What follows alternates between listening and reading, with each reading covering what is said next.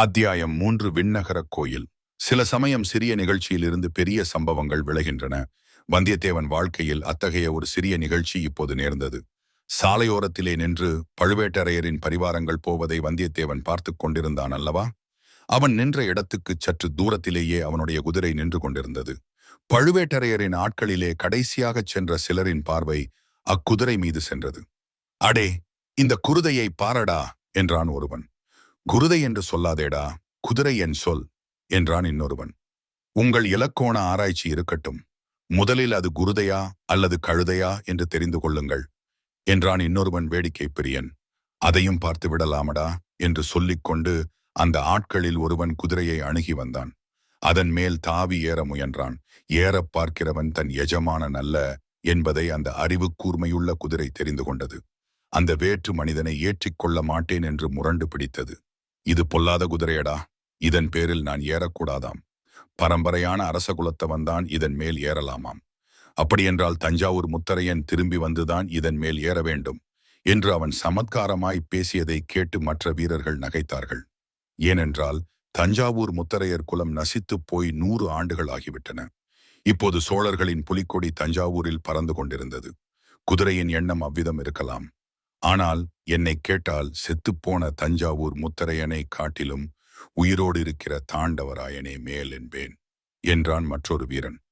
தாண்டவராயா, உன்னை ஏற்றிக்கொள்ள மறுக்கும் குதிரை நிஜக் குதிரைதானா என்று பார்த்துவிடு.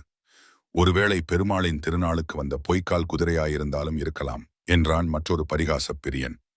அதையும் சோதித்து பார்த்து விடுகிறேன் என்று சொல்லிக்கொண்டு குதிரை மீது ஏறப்போன தாண்டவராயன் அதனுடைய வாளை முறுக்கினான். ரோஷமுள்ள அக்குதிரை உடனே பின்னங்கால்களை 4 தடவை விசிறி உதைத்துவிட்டு ஓட்டம் பிடித்தது.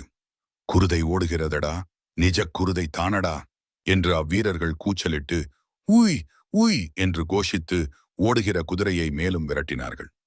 குதிரை திருநாள் கூட்டத்துக்கிடையே புகுந்து ஓடிற்று.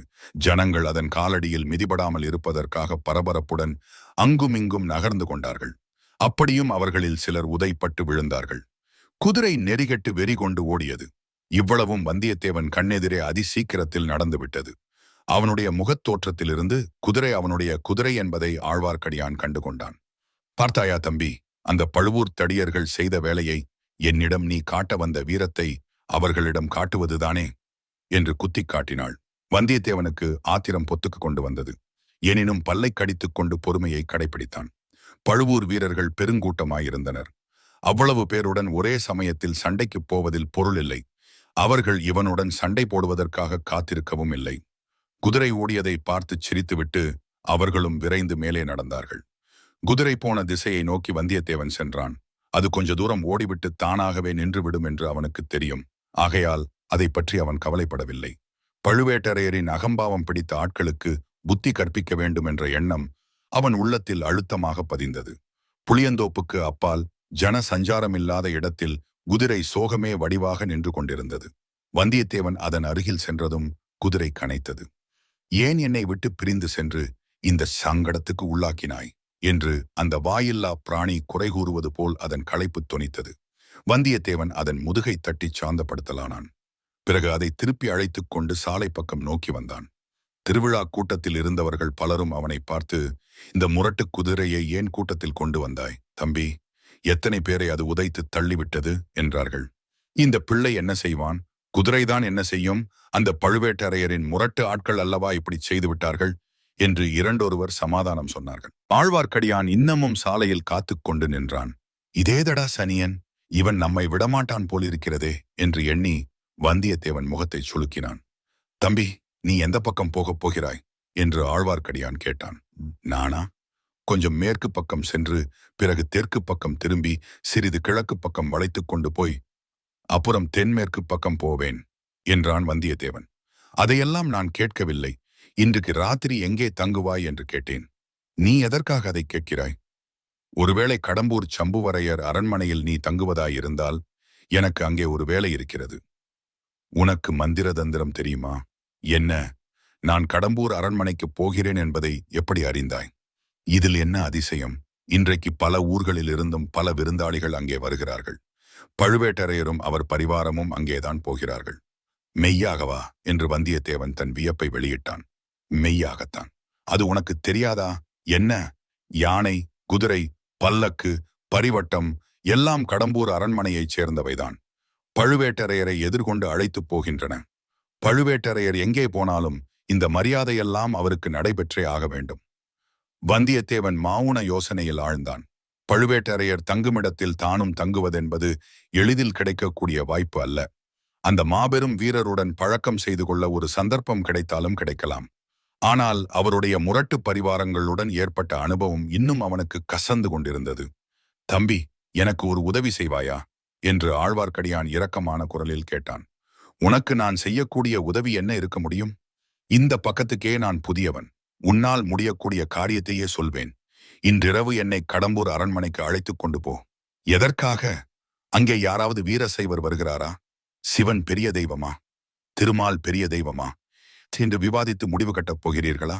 இல்லை இல்லை, சண்டை பிடிப்பதே என் வேலை என்று நினைக்க வேண்டாம். இன்றிரவு கடம்பூர் மாளிகையில் பெரிய விருந்து நடைபெறும். விருந்துக்கு பிறகு களியாட்டம், சாமியாட்டம், குரவை கூத்து எல்லாம் நடைபெறும். குரவை கூத்து பார்க்க வேண்டும் என்று எனக்கு ஆசை. அப்படி இருந்தாலும் நான் உன்னை எப்படி அழைத்துப் போக முடியும்?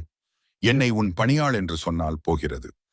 வந்தியத்தேவனுக்கு முன்னால் ஏற்பட்ட சந்தேகம் வலுப்பட்டது. அந்த மாதிரி ஏமாற்று மோசடிக்கெல்லாம் நீ வேறு யாரையாவது பார்க்க வேண்டும். உன்னை போன்ற பணியாளன் எனக்கு தேவையில்லை. சொன்னால் நம்பவும் மாட்டார்கள். மேலும் நீ சொன்னதையெல்லாம் யோசித்துப் பார்த்தால் என்னையே இன்று கோட்டைக்குள் விடுவார்களோ என்ற சந்தேகம் உண்டாகிறது. அப்படியானால் நீ கடம்பூருக்கு அழைப்பு பெற்று போகவில்லை என்று சொல்லு.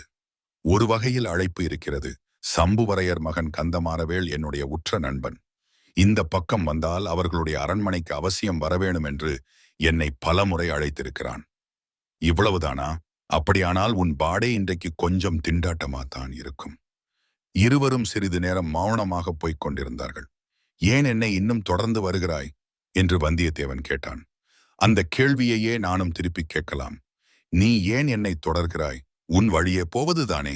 வழி தெரியாத குற்றத்தினால்தான். நம்பி நீ எங்கே போகிறாய்? ஒருவேளை கடம்பூருக்குத்தானா?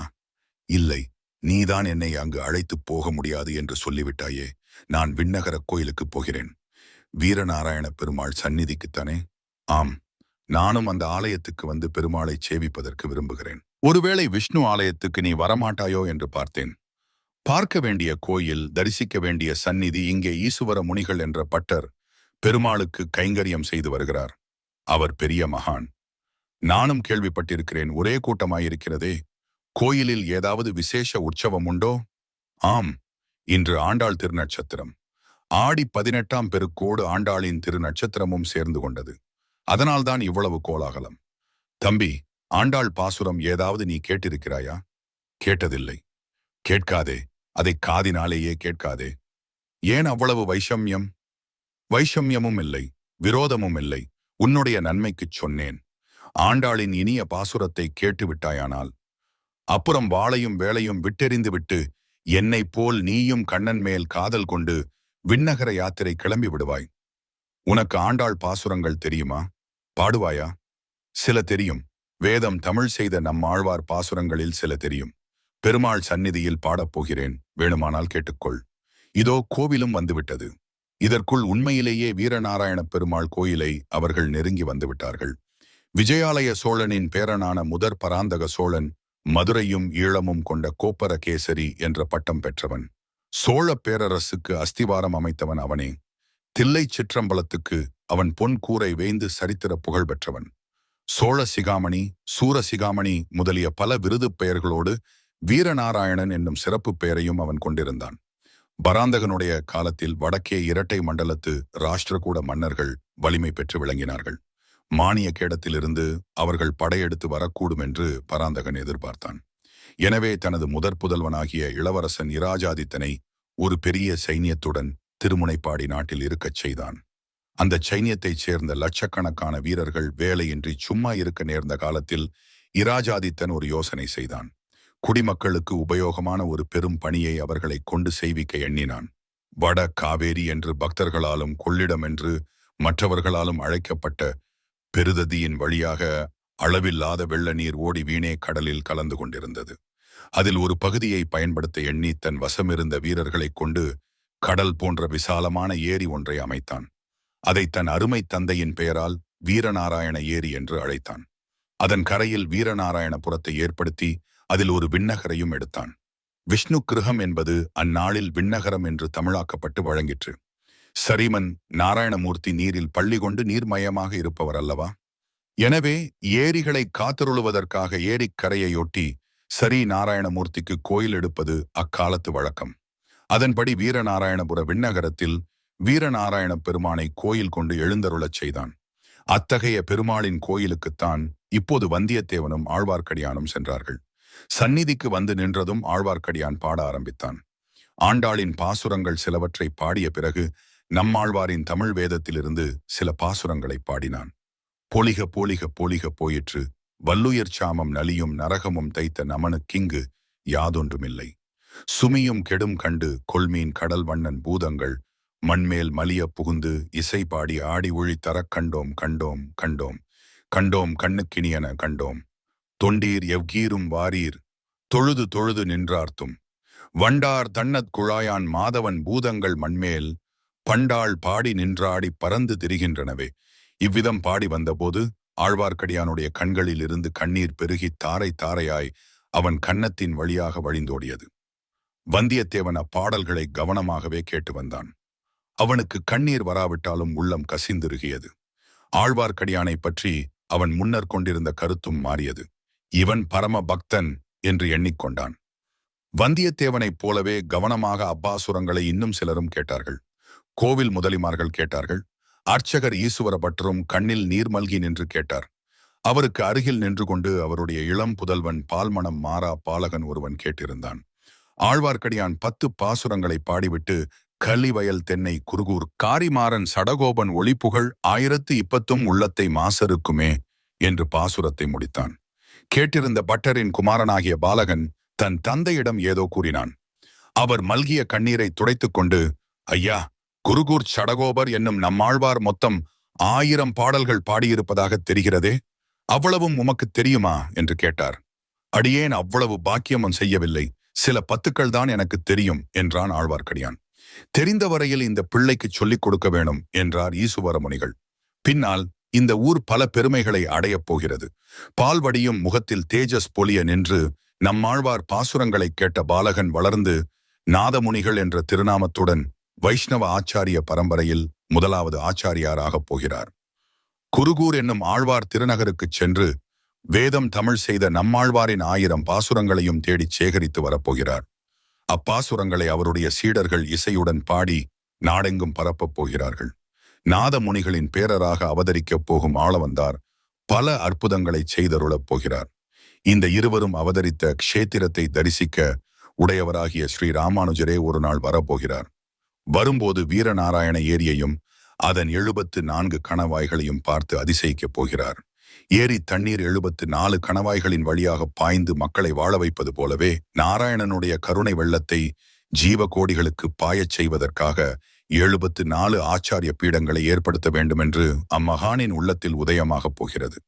அதன்படியே 74 சிம்மாசனாதிபதிகள் என்ற பட்டத்துடன் வைஷ்ணவ ஆச்சாரிய புருஷர்கள் ஏற்படப் போகிறார்கள். இந்த மகத்தான நிகழ்ச்சிகளை எல்லாம் வைஷ்ணவ குரு பரம்பரை சரித்திரம் விவரமாகச் சொல்லட்டும் என்று விட்டுவிட்டு மறுபடியும் நாம் வந்தியத்தேவனை கவனிப்போம். பெருமாளை சேவித்துவிட்டு ஆலயத்துக்கு வெளியில் வந்ததும் வந்தியத்தேவன் ஆழ்வார்க்கடியானை பார்த்து, நம்பிகளே, தாங்கள் இத்தகைய பரம பக்தர் என்றும் பண்டித சிகாமணி என்றும் எனக்கு தெரியாமல் போயிற்று. ஏதாவது அபச்சாரமாக நான் பேசியிருந்தால் மன்னிக்க வேண்டும் என்றான். மன்னித்து விடுகிறேன் தம்பி, ஆனால் இப்போது எனக்கு ஒரு உதவி செய்வாயா? சொல்லு. தாங்கள் கேட்கும் உதவி என்னால் முடியாது என்றுதான் சொன்னேனே, நீங்களும் ஒப்புக்கொண்டீர்களே. இது வேறு விஷயம். ஒரு சிறிய சீட்டு கொடுக்கிறேன். கடம்பூர் அரண்மனையில் நீ தங்கினால் தக்க சமயம் பார்த்து ஒருவரிடம் அதை கொடுக்க வேண்டும். யாரிடம்? பழுவேட்டரையரின் யானைக்கு பின்னால் மூடு பல்லக்கில் சென்றாளே அந்த பெண்மணியிடம். நம்பிகளே, என்னை யார் என்று நினைத்தீர்கள்? இம்மாதிரி வேலைக்கெல்லாம் நான் தானா அகப்பட்டேன்? தங்களைத் தவிர வேறு யாராவது இத்தகைய வார்த்தையை என்னிடம் சொல்லியிருந்தால், தம்பி, படபடப்பு வேண்டாம். உன்னால் முடியாது என்றால் மகாராஜனாய்ப் போய் வா. ஆனால் எனக்கு மட்டும் இந்த உதவி நீ செய்திருந்தால் ஏதாவது ஒரு சமயத்தில் உனக்கும் என் உதவி பயன்பட்டிருக்கும். பாதகமில்லை. போய் வா. வந்தியத்தேவன் பிறகு அங்கே ஒரு கணம் கூட நிற்கவில்லை. குதிரை மீது தாவி ஏறி விரைவாக விட்டுக்கொண்டு கடம்பூரை நோக்கிச் சென்றான்.